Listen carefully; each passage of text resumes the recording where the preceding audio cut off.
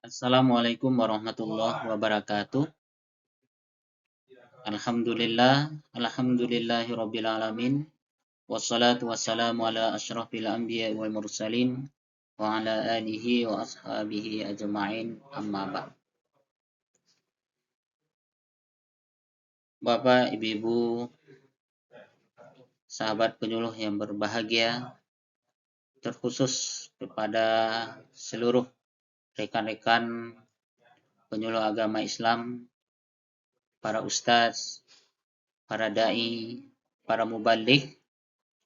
Kesempatan kali ini kita pergunakan untuk menyampaikan sosialisasi Surat Edaran Menteri Agama Republik Indonesia nomor SE.09 tahun 2023 tentang pedoman ceramah keagamaan tanggal 27 September 2023.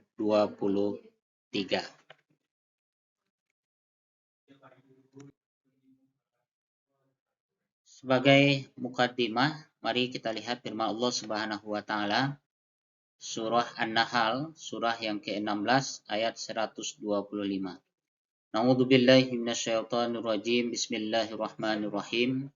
Ud'u ila sabili rabbika bil hikmati wal mau'izatil hasanah wajadilhum billati hiya ahsan. Inna rabbaka huwa a'lamu biman dhalla an sabilihi wa huwa a'lamu bil muhtadin. Yang artinya, serulah olehmu manusia ke jalan Tuhanmu dengan hikmah dan pengajaran yang baik, serta debatlah, bantahlah hujah mereka dengan cara yang lebih baik.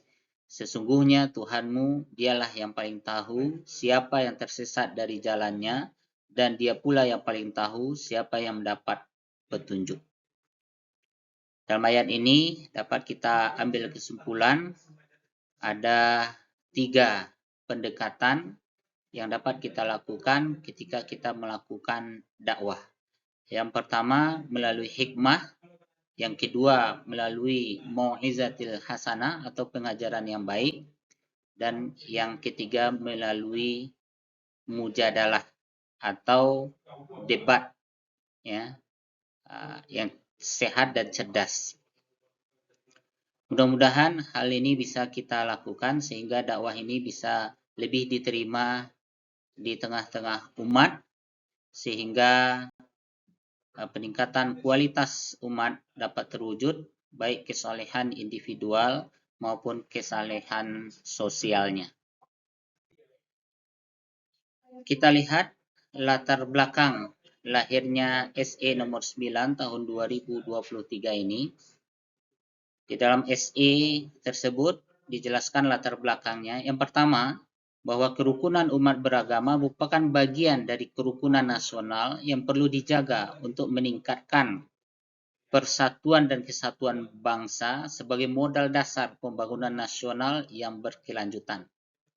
Bahwa untuk mewujudkan kerukunan umat beragama, penceramah agama memegang peranan sangat penting dalam menjaga persatuan dan kesatuan, meningkatkan produktivitas bangsa, merawat kerukunan umat beragama, dan memelihara kesucian rumah ibadat.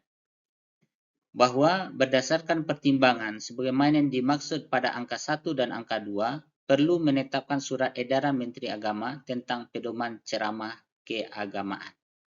Kita memahami bahwa bangsa Indonesia dari Sabang sampai Merauke terdiri dari berbagai suku bangsa, ya, bahasa, ya, etnis, ya, beribu-ribu pulau. Maka sangat penting bagi kita untuk menjaga, ya, persatuan dan kesatuan bangsa sehingga pembangunan nasional itu dapat dilaksanakan, ya, dengan baik dan berkelanjutan. Berikut maksud dan tujuan. Surat edaran ini dimaksudkan untuk bertujuan sebagai panduan bagi, pertama, penceramah agama dalam memberikan ceramah keagamaan, dan yang kedua, pengurus dan pengelola rumah ibadat dalam memfasilitasi pelaksanaan ceramah keagamaan. Maka maksud dan tujuan di sini semuanya positif, tidak ada maksud untuk ya membatasi ruang gerak, ya apalagi melakukan diskriminasi kepada para ustadz, para dai, para mubalik, tetapi mengatur dengan sedemikian rupa sehingga ceramah-ceramah yang disampaikan itu dapat ya tersampaikan kepada umat ya dengan cara yang baik sehingga mendatangkan kebaikan bersama, baik umat Islam maupun kepada warga negara bangsa Indonesia ini. Ruang lingkup surat edaran mengatur ketentuan mengenai panduan ceramah keagamaan. Jadi panduan ya ceramah keagamaan.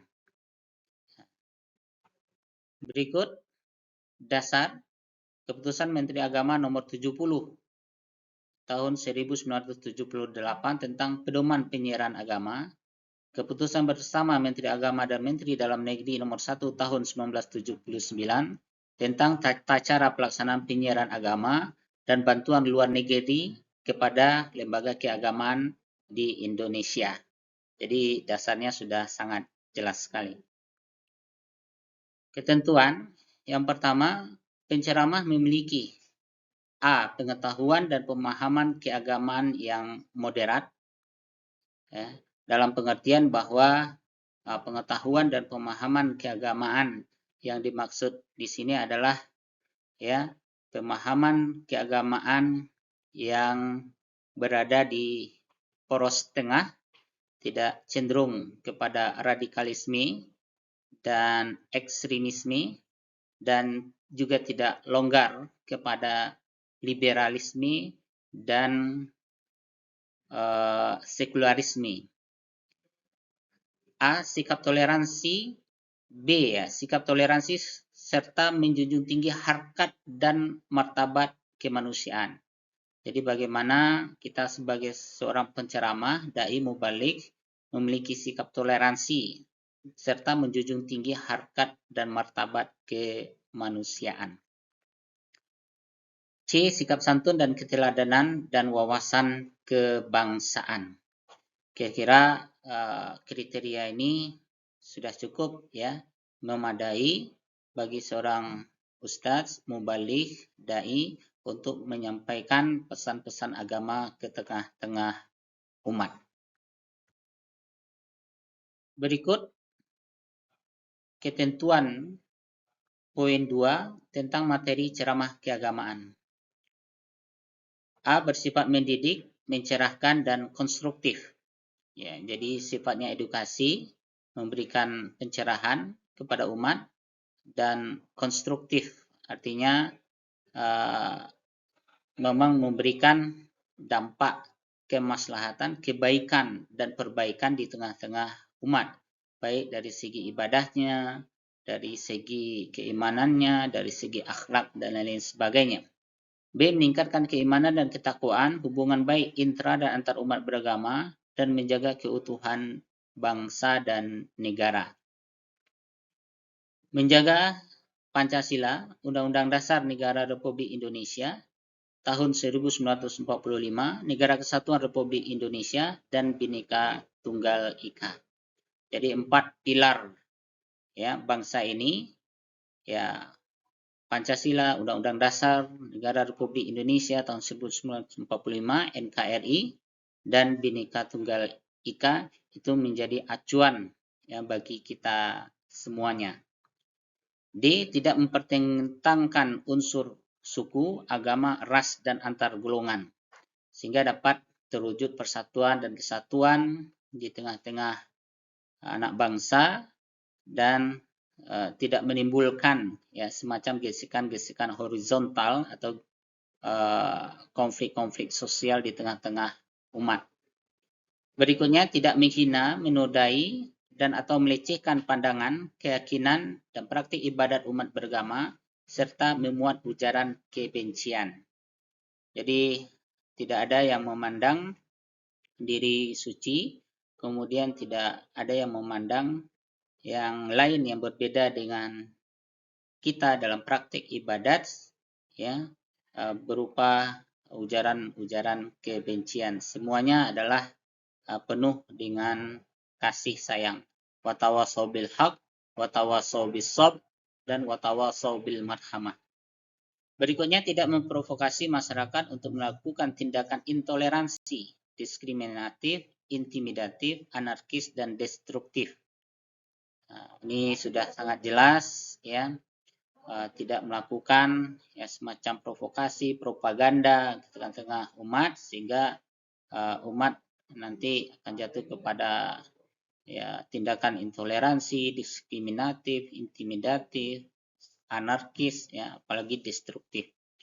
Dan berikutnya, tidak bermuatan kampanye politik praktis, karena kita netral saja, ya amar ma'ruf nahi mungkar kita sebetulnya dalam bangunan, ya membangun ya kesadaran umat, ya meningkatkan kualitas umat, meningkatkan kualitas bangsa, sehingga pembangunan ini dapat berkelanjutan hendaknya.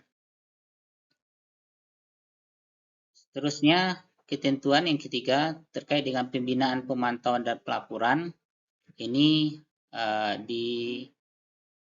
dilakukan oleh ya Direktur Jenderal, baik dari tingkat pusat, tingkat provinsi, ya tingkat Kemenak kabupaten kota, ya secara berjenjang sampai pada tingkat berikutnya.